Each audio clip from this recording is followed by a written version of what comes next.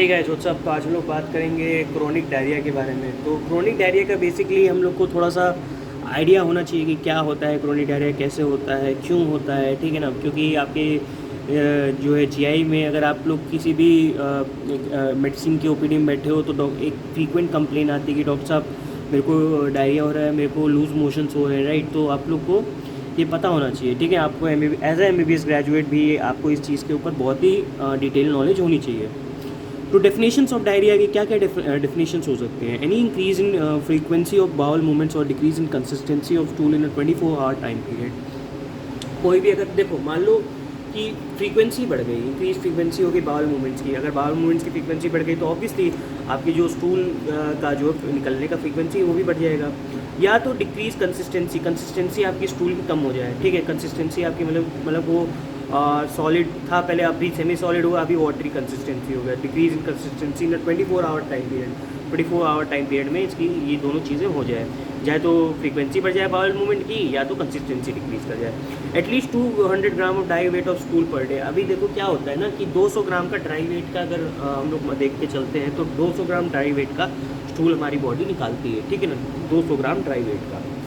इसके अलावा at least 3 bowel movements per day, 3 bowel movements अगर तुम्हारे दिन में 3 बार, मतलब तुम्हें 3 बार तुम्हें जो है अपना डेफिकेशन करना पड़ता है, तो वो अभी तक हम लोग नॉर्मल करते हैं। अगर 3 बार से ज़्यादा है तो ऑब्वियसली उसको हम लोग उसको डायरिया के केस में डालेंगे। तो डायरिया के लिए दो हम लोग क्राइटेरिया यूज़ करते हैं। एक तो एक्यूट डायरिया हो सकता है, एक क्रॉनिक डायरिया हो सकता है। एक्यूट डायरिया जो कि हो अगर 2 हफ्तों से कम में अगर हो गया तो एक्यूट डायरिया हो गया, इन्फेक्शियस जिसके काजेज ज़्यादा होते हैं। क्रोनिक डायरिया उनमें होगा जो 2 से 4 हफ्तों में जाता है। तो ये क्रोनिक मेडिकल कंडीशंस में जाता है जो कि नॉन इन्फेक्शियस इन नेचर होती हैं। तो क्या क्या वही क्रोनिक मेडिकल जो है कंडीशंस हो सकती हैं जो कि नॉन इन्फेक्शियस होती हैं, जैसे कि तो वो देखो पहले तो ये जो होता है कि क्रोनिक वाला जो डायरिया होता है ये 2 से 4 हफ्ते के लिए होगा, तो वहाँ पे तो लेस देन 2 वीक्स का वहाँ पे इन्फेक्शियस कॉज थे, तो यहाँ पे क्रोनिक मेडिकल कंडीशंस होंगे और ये नॉन इन्फेक्शियस कॉजेज होंगे। तो इसकी इटियोलॉजी क्या होगी? कोई इटियोलॉजी इसका, अगर मैं डायरिया की इटियोलॉजी की मैं बात करूँ तो पास मेडिकल हिस्ट्री रहेगा इसका, ठीक है। बोलेगा डॉक्टर साहब मेरे को जो है पास मेडिकल हिस्ट्री रही है हमारी डायरिया की, या रीसेंट हॉस्पिटलाइजेशन उसको रहा हो, तो उसके कारण से कोई दिक्कत उस बंदे को हुई हो, क्रोनिक मेडिकल कंडीशन रहा हो, सिम्टम कोर्स रहा हो, associated symptoms, foods and fitness, medication use, family history, ठीक है ना। ट्रैवल कर रहा हो तो उसके कारण से भी उसको डायरिया के प्रेसिपिटेशंस आने लगेंगे। और क्या हो सकता है? ट्रैवल हो सकता है, फैमिली हिस्ट्री हो सकती है, ठीक है ना। एसोसिएटेड कुछ सिम्टम्स हो सकते हैं, ठीक। फूड सेंसिटिवनेस हो सकती है, फूड के कारण से वो सेंसिटिव हो बंदा, तो उसके कारण से भी ये डेवलप कर सकता है। मेडिकेशन, कुछ मेडिकेशंस के भी डायरिया जो है एसोसिएटेड है। और पास्ट मेडिकल हिस्ट्री रही हो, रिसेंट हॉस्पिटलाइजेशन, सिम्टम कोर्स, ठीक है ना। तो ये सब चीज़ों से डायरिया की इटियोलॉजी जो है डिसाइड होती है, राइट। तो यही चीज़ यहाँ लो क्लिनिकल फीचर्स पे आते हैं हम, ठीक है ना। क्लिनिकल फीचर्स में क्या क्या होगा? तो एब्डोमिनल पेन, सबसे पहली बात तो एब्डोमिनल पेन, क्रैम्प्स आएंगे, वाटरी और नॉन वाटरी डायरिया, ठीक है। तो जो हो सकता है कि ये जो डायरिया हो वाटरी हो या नॉन वाटरी डायरिया हो, ब्लडी और नॉन ब्लडी डायरिया हो, ठीक है। में अकर इन विद और विदाउट ईटिंग, ये खाने के साथ हो या खाने के बिना हो। सिम्टम्स और एसोसिएटेड विद न्यूट्रिएंट डिफिशिएंसी, कोई न्यूट्रिएंट डिफिशिएंसी के साथ इसका सिम्टम्स एसोसिएट हो रहा है। तो क्या क्या हो सकता है? ऑब्वियसली तुम्हारी ओपीडी में अगर कह के आएगा कि डॉक्टर साहब मेरे को लूज टूल्स आ रहे हैं, तो उसके साथ हो सकता है उसको ऑब्वियसली बहुत ज़्यादा चांस है कि एब्डोमिनल पेन हो, ठीक है। और कैसा तुम डायरिया पूछोगे कि तुम्हें सूखी मतलब कि सूखी आ रही है या पतली आ रही है, तो इस तरीके से तुम करके पूछोगे, ठीक है ना। अब जैसे वाटरी और नॉन वाटरी में उसमें डिफरेंस कर लिया। ब्लडी और नॉन ब्लडी में तुमने डिफरेंस वही कि उसमें आपको पता चलता है कि वो उसमें खून आ रहा था कि नहीं आ रहा था, तो पूछ लोगे कि ब्लडी है नॉन ब्लडी है। विद और विदाउट ईटिंग पूछोगे, खाना वाना सही था, खाना ठीक से खा रहे तो उसके कारण मतलब कि उस पर आ रहा था, या खाना वाना भी इधर बीच बंद था तब भी आ रहा था, इस तरीके से पूछोगे, ठीक है ना। Symptoms associated with nutrient deficiency, तो कोई सिम्टम और तो नहीं आ रहा है इसके अलावा?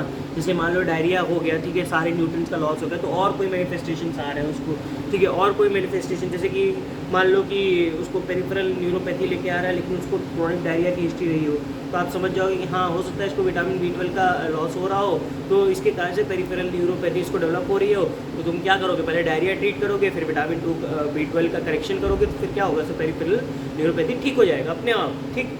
तो मैं ज़्यादा इंटरवेंशन की उस टाइम पे ज़रूरत नहीं होगी। जिसको कुछ कुछ भागों में इसने क्लासीफाई किया गया है क्रॉनिक डायरिया के टाइप्स को, तो ये सब टाइप्स होते हैं क्रॉनिक डायरिया के, तो हमें जानना ज़रूरी है। तो हम लोग कैसे कैसे इसको क्लासीफाई करते हैं, तो इसको याद करने का एक मेमोनिक है सोफिम करके इसका मेमोनिक है। तो याद कर लेना कि कैसे कैसे क्रॉनिक डायरिया को तुम क्लासीफाई करोगे। तो एस से तुम्हारा क्या होगा, एस से तुम्हारा सेक्रेटरी होगा, ओ से तुम्हारा ऑस्मोटिक होगा, और सोफिम में क्या क्या आता है, ठीक है ना। तो एस से तुम्हारा सेक्रेटरी, ओ से ऑस्मोटिक, एफ से फंक्शनल, आई से इन्फ्लेमेटरी, एम से तुम्हारा माल अब्जॉर्प्टिव, ठीक है ना। सोफिम सेक्रेटरी, ऑस्मोटिक, फंक्शनल, इन्फ्लेमेटरी और माल अब्जॉर्प्टिव। तो सेक्रेटरी डायरिया कैसा होता है, देखो ये वाटरी डायरिया होता है। सबसे पहली बात, सेक्रेटरी मतलब सेक्रीशन कुछ कर रहा है, तो क्या किसका सेक्रीशन हो सकता है, ठीक है ना, वाटर का सेक्रीशन, तो इसको क्या कहेंगे, वाटरी डायरिया कह देंगे, ठीक है।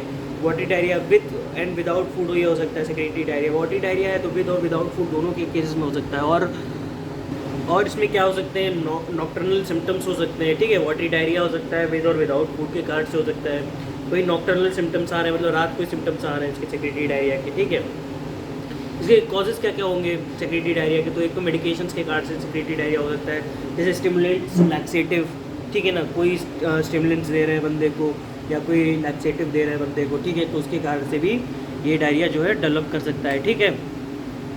कोई स्टिमुलेंट दे दिया, कोई लैक्सेटिव दे दिए, तो उसके कारण से भी ये डायरिया जो है बंदे को डेवलप कर सकता है। और एमॉक्सीक्लैव, ठीक है, क्या होता है कि हम लोग एमॉक्सीक्लैव के साथ हमेशा हम लोग एक काम करते हैं कि न्यूट्रोलिन बी देते हैं। अगर तुम किसी मेडिकल फैमिली से बिलोंग करते हो, तो अगर आपको कोई एमॉक्सीक्लैव खाने के लिए कहता है, तो उसके साथ कहता है कि आप न्यूट्रोलिन बी भी ले लो, क्योंकि वो जानते हैं कि एमॉक्सीक्लैव देंगे तो वो जो है डायरिया करा सकता है। इसीलिए जितने भी हम लोग एंटीबायोटिक्स देते हैं, प्रिस्क्राइब करते हैं, तो उसको इसका न्यूट्रोलिन बी भी देते हैं कि जो हमारे हेल्दी बैक्टीरिया है वो ऑटोमेटिकली आकर उसको रिफिल कर जाए, राइट। तो यही चीज़ है, उसके पीछे भी यही हमारी फिजियोलॉजी है, ठीक है। लैक्सेटिव दे दिया, एमॉक्सीक्लैव दे दिया, कॉल्चिसिन, क्विनीन, कैल्सिटोनिन वगैरह हम लोग दे सकते हैं। एडिसन्स डिजीज़ में भी ये हो सकता है, एड्रीनल इनसफिशिएंसी हुई तो ऑब्वियसली एड्रीनल ग्लैंड क्या कराता है बेसिकली, ठीक है। एड्रीनल ग्लैंड क्या कराएगा कि तुम्हारा सोडियम वाटर का जो है रिटेंशन कराता है, अभी इनसफिशिएंसी है तो ये डायरिया करा सकता है, राइट। हाइपरथायराइडिज्म के केस में भी क्या होता है कि हाइपरथायराइडिज्म के केस में भी तुम्हारा जीआई मोटिलिटी जो है बढ़ जाएगा, जिसके कारण से भी तुम्हारा जो है सेक्रेटरी डायरिया हो सकता है, ठीक। वैस्कुलाइटिस में वैस्कुलर इन्फ्लेमेशन हो गया, जिसके कारण से भी तुम्हारा सेक्रेटरी डायरिया हो गया। अदर्स में क्या हो, alcoholism, post surgical neuroendocrine tumour, ठीक है ना। तो अदर्स में क्या क्या हो सकता है, वैस्कुलाइटिस, वैस्कुलर इन्फ्लेमेशन हो गया, और अदर्स में alcoholism, post surgical neuroendocrine tumour, ठीक है। अदर्स में क्या होगा, अल्कोहल पी रहा है उसके कारण से भी हो गया, पोस्ट सर्जिकल न्यूरोएंडोक्राइन ट्यूमर के कारण से भी हो गया, ठीक है ना। अभी नेक्स्ट बात करेंगे सोफिम में, अगर दूसरे की बात करें तो ऑस्मोटिक डायरिया हो गया। तो ऑस्मोटिक डायरिया भी एक तरह का वाटरी डायरिया होता है, लेकिन यहाँ पे कोई नॉक्टर्नल सिम्टम्स नहीं आते। जैसे सेक्रेटरी डायरिया में नॉक्टर्नल सिम्टम्स आते हैं, यहाँ पे नॉक्टर्नल सिम्टम्स नहीं आएंगे। इसमें मेडिकेशंस क्या क्या दे सकते हो, लैक्सेटिव दे सकते हो, मेटफॉर्मिन दे सकते हो, ठीक है। ऑस्मोटिक लैक्सेटिव्स दे दिया, मेटफॉर्मिन दे दिया। लैक्टोज इंटॉलरेंस होगा इसमें, ठीक है। इसमें यहाँ पे क्या होगा, लैक्टोज का इंटॉलरेंस होगा, जो कि डेयरी प्रोडक्ट के कारण से होता है, तो लैक्टोज इंटॉलरेंस हो जाएगा इस बंदे को, ठीक है। अगर ऑस्मोटिक डायरिया की मैं बात करूँ, अगर ऑस्मोटिक डायरिया का तुम एक तरीके से देखो तो एक तरीके का क्या होता है, ये एक तरीके का वाटरी डायरिया होता है ऑस्मोटिक डायरिया, ठीक। ऑस्मोटिक डायरिया क्या है, वाटरी डायरिया ये है। तो अगर लैक्टोज का इंटॉलरेंस हुआ तो क्या होगा, डेयरी प्रोडक्ट के कारण से, तो ये लैक्टोज का इंटॉलरेंस करा देगा, ठीक।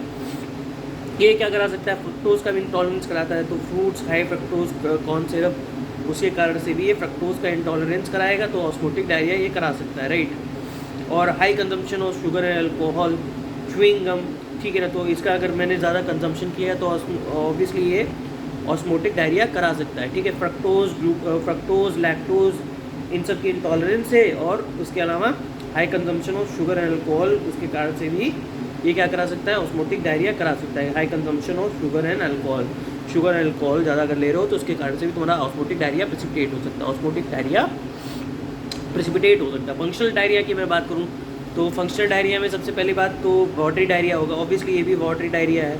ये कॉन्स्टिपेशन में सिम्टम लेके आएगा, diet and stress relax related. तो ये बेसिकली क्या होता है फंक्शनल डायरिया, उनमें उन बंदों में होता है जो डाइट को लेके उतने कॉन्शियस नहीं है या अपने स्ट्रेस को लेके उतने कॉन्शियस नहीं, उनको स्ट्रेस ज़्यादा होता है, डाइट वो हेल्दी नहीं ले रहे हैं, तो उसके कारण से होगा फंक्शनल डायरिया। इसीलिए नाम इसका फंक्शनल पड़ गया है, ठीक है ना, इसलिए हम लोग इसको फंक्शनल डायरिया कहते हैं। ठीक, improves at night and with fasting, तो अगर फास्ट करेंगे तो ऑब्वियसली उनका जो है ये चीज़ इम्प्रूव होगी। फंक्शनल डायरिया कैसे कि आप कैसे क्लासीफाई करोगे, क्या पूछोगे आप उससे कि हाँ आपके रात में जब सो के उठते तो आपका मतलब कि सिम्टम्स करेक्ट होते हैं, तो बोलेगा हाँ डॉक्टर साहब मेरे सिम्टम्स करेक्ट हो जाते हैं, तो आप समझ जाओगे कि इसकी डाइट और स्ट्रेस रिलेटेड डायरिया है ये, ठीक है ना। तो वही irritable bowel disease, a variety of dietary and stress related triggers इसमें होते हैं। इन्फ्लेमेटरी बाउल डिजीज़ में तो वैरायटी ऑफ डाइट मतलब कि स्ट्रेस रिलेटेड एक्टिविटीज़ के कारण से उसको डायरिया हो रहा है, राइट। और क्या होगा इसमें तुम्हारा इन्फ्लेमेटरी डायरिया में आ जाता है। इन्फ्लेमेटरी डायरिया में वाटरी और ब्लडी डायरिया होगा, ठीक है। सबसे पहली बात जो इन्फ्लेमेटरी डायरिया इसमें क्या कैसा डायरिया होगा, वाटरी और ब्लडी डायरिया इसमें होगा, ठीक है ना। बंदा कहेगा कि डॉक्टर साहब मेरे को मतलब कि एकदम देखो इसमें पहले 3 वाले में तो होते वाटरी होते हैं, ज़्यादातर सारे वाटरी ही होते हैं, लेकिन इन्फ्लेमेटरी में ब्लडी डायरिया भी आ जाता है। तो यहाँ पे क्या होगा, बेसिकली न्यूट्रिएंट का डिफिशियंसी होगा, फीकल कार्बोहाइड्रेट का इसमें रोल है। तो इसमें क्या क्या हो सकता है भाई, इन्फ्लेमेटरी के कारण से होगा तो क्या क्या हो सकता है इसमें समझो कि क्रॉन्स डिजीज़ हो गया, inflammation through out the entire GI tract, तो इंटायर जीआई ट्रैक्ट के इन्फ्लेमेशन के कारण से तुम्हारा जो है इन्फ्लेमेटरी डायरिया जो है बन सकता है। Ulcerative colitis, inflammation without colon, इसमें भी हो सकता है। विद इन कोलोन जो है अल्सरेटिव कोलाइटिस, इसलिए नाम पड़ा कोलोन में inflammation. Diverticulitis, ischaemic bowl disease हो सकता है। टीबी, इंटेस्टाइनल टीबी में भी हो सकता है। रेडिएशन कोलाइटिस में भी हो सकता है, रेडियोथेरेपी देखिए तुमने कर दिया। Clostridium difficile antibiotic use, GI neoplasia इनके कारण से भी हो सकता है। क्लॉस्ट्रीडियम डिफिकल के कारण से भी हो सकता है, जो कि हमारा एंटीबायोटिक उसके लिए हम लोग देते हैं। वायरसेस जैसे कि CMV और हर्पीस सिम्प्लेक्स वायरस के केसेस में भी ये चीज़ हो सकती है, राइट। तो ये सब चीज़ें हैं, ठीक है ना। इन्फ्लेमेटरी डायरिया में वाटरी ब्लडी डायरिया है, न्यूट्रिएंट डिफिशिएंसी के कारण होगा, फीकल कार्ब प्रोटेक्टिव के कारण से ये चीज़ें होती हैं, राइट।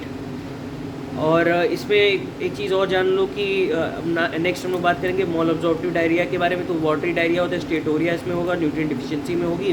तो ये होगा बेसिकली क्रोनिक पैनक्रियाटाइटिस में, पैनक्रियाटिक एंजाइम्स कम निकलेंगे तो ऑब्वियसली माल अब्जॉर्प्शन होगा। सीलियाक डिजीज़ में ग्लूटेन सेंसिटिविटी हो जाती है, लैक्टोज इंटॉलरेंस हो सकता है। क्रोनिक कोलेस्टेसिस में वो देखे सकते हैं कि decrease secretion of bile with subsequent decrease for fat absorption. तो यहाँ पे बेसिकली कोलेस्टेसिस के केसेस में क्या होगा कि सेक्रेशन ऑफ बाइल जो है डिक्रीज कर जाएगा, डिक्रीज सेक्रेशन ऑफ बाइल हो जाएगा with subsequent decrease in fat absorption. तो जैसे तुम्हारा बाइल अब्जॉर्प्शन जो है बाइल का सेक्रेशन कम हुआ तो जो है फैट का जो है अब्जॉर्प्शन जो है वो भी कम हो जाएगा, जिसके कारण से कोलेस्टेसिस, देखो कोलेस्टेसिस का मतलब बेसिकली समझो, ठीक है ना। अगर बाइल का सेक्रेशन कम हुआ तो फैट का अब्जॉर्प्शन कम होगा, तो इसी कारण से कोलेस्टेसिस के कारण से स्टेटोरिया मैनिफेस्ट कर सकता है, राइट। और क्या हो सकता है, गियार्डिया लैम्ब्लिया का भी इसमें आ सकता है, माल अब्जॉर्प्टिव में ही गियार्डिया लैम्ब्लिया, मतलब consumption of contaminated water P लिया तो इससे क्या हो गया तुम्हारा गियार्डिया लैम्ब्लिया का वाला डायरिया, इसमें माल अब्जॉर्प्टिव टाइप का डायरिया उसमें आ जाएगा, राइट। और अदर कंडीशंस क्या क्या हो सकते हैं, amyloidosis, Vipul disease, tropical sprue, तो ये सब अदर कंडीशंस हो सकते हैं। क्या क्या अदर कंडीशंस में आएंगे, इसमें एमाइलोइडोसिस आ सकता है, ठीक है ना। कोई एमोलाइड का डिपोजिशन हो गया जाके तो उसके कारण से भी हो सकता है। विपल्स डिजीज़ में भी हो सकता है, ठीक है। विपल डिजीज़ की मैं बात माल अब्जॉर्प्शन सिंड्रोम के में करूँगा, ठीक है। और ट्रॉपिकल स्प्रू हो सकता है इस बंदे में, ट्रॉपिकल स्प्रू के कारण से भी ये मैनिफेस्ट कर सकता है, ठीक है। तो ये बात रही तुम्हारी क्रोनिक। और क्रोनिक डायरिया का ट्रीटमेंट, जितना भी तुम ट्रीटमेंट डायरिया का जानते हो ना, ठीक है, ORS दे दो, फ्लूइड इलेक्ट्रोलाइट मैनेजमेंट कर दो, ठीक है, एंटीबायोटिक्स दे दो, जो भी जैसा तुम्हारा, देखो जैसा तुम्हारा कॉज है उस हिसाब से तुम मैनेजमेंट करोगे, ठीक है ना।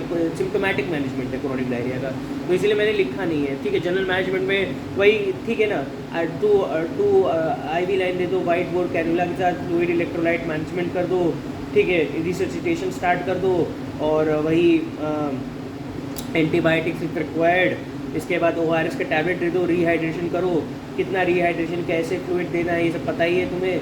और इसके अलावा तुम क्या कर सकते हो डायरिया केसेस में, इलेक्ट्रोलाइट अगर इम्बैलेंस है इलेक्ट्रोलाइट चढ़ा दो, फ्लूइड इम्बैलेंस है फ्लूइड दे दो, जिंक का सप्लीमेंटेशन कर दो, ठीक है ना। जिंक का सप्लीमेंटेशन करोगे इम्यूनिटी बढ़ेगी ऑब्वियसली उसकी, प्रोबायोटिक्स दे दो, ठीक है। आजकल प्रोबायोटिक्स का बहुत ही ज़माना चल रहा है कि ऐसा ऑर्गेनिज्म दे दे कि हम लोग जो हमारे जैसे लैक्टोबैसिलस तुम देते हो ना, न्यूट्रोलिन दी, भाई प्रोबायोटिक्स है और कुछ नहीं है। प्रोबायोटिक्स दे दो, जिंक दे दो, ठीक है ना। तो इन सबसे जो है ये सब चीज़ें करके तुम अपने डायरिया को मैनेज कर सकते हो, राइट। तो ये बात रही तुम्हारी इस क्रॉनिक डायरिया के बारे में। उम्मीद है तुम्हें समझ में आएगा। मिलते हैं तुमसे नेक्स्ट वीडियो में, तक ले बाय।